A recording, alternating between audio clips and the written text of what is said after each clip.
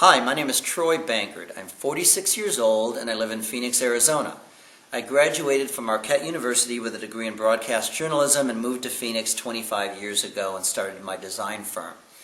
I grew up in a very large Georgian farmhouse in Pecatonica, Illinois, which is a farming community outside of Rockford.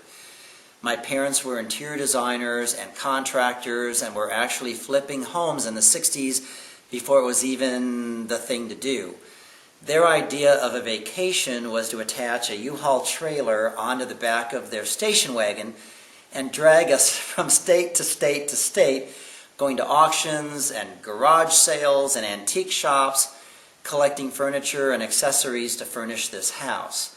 I remember at 6 years old holding wallpaper scrapers in my hand and scraping wallpaper that seemed to be 3 inches thick for the last 150 years, and working on the 5 acres of landscaping that backed up to a creek and railroad tracks that were really amazing. You know, growing up in a house with 25 rooms with 18-foot ceilings and each room having its own motif was really an amazing and inspiring experience.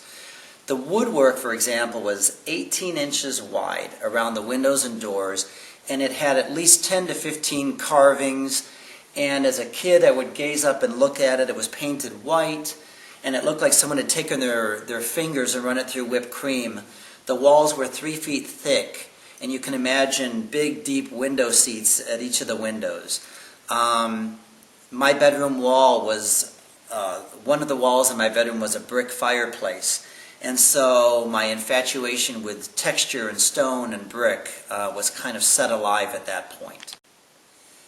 Our next door neighbors had a professional landscaping business, and their yard was manicured to the hilt. Sweeps of flowers, botanical garden kind of feeling with a lot of structure, really, really lush. And then around us on the other two sides were railroad tracks and a creek with natural grasses and sweeps of daylilies, all interacting and blowing in the breeze and creating this really amazing interactive kind of space that just communed with you. So when I take the dichotomy of a structured situation of garden and a natural situation, and then add in the fact of the aspect of my parents' interior design lifestyle, it actually becomes a trichotomy of structured garden, nature, and interior design. And having grown up in that situation, it's actually become my design philosophy in combination and the flow of energy from indoor and outdoor and connectivity of structured garden and natural garden with interior design. The most rewarding project I've ever worked on is a mid-century modern estate located at the base of Camelback Mountain on 2 acres. The house is white with black trim, and it's a perfect trichotomy of angles and angled patios and architecture with the nature of the mountain and the interior being tied together with walls of expansive glass that were installed, the black trim color being pulled onto interior walls and exterior walls, and it really just made a savvy combination.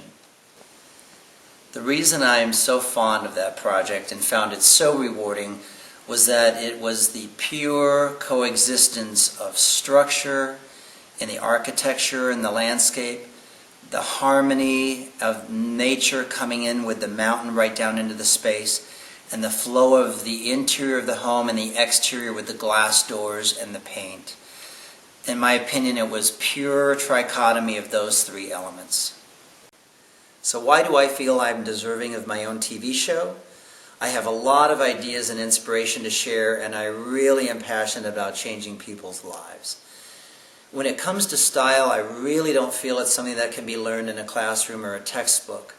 Rather, my approach is project by project, client by client, understanding their lifestyle, and developing a space and a sanctuary that the indoor and outdoor all flow together in harmony. That perfect trichotomy of nature, structure, and interior.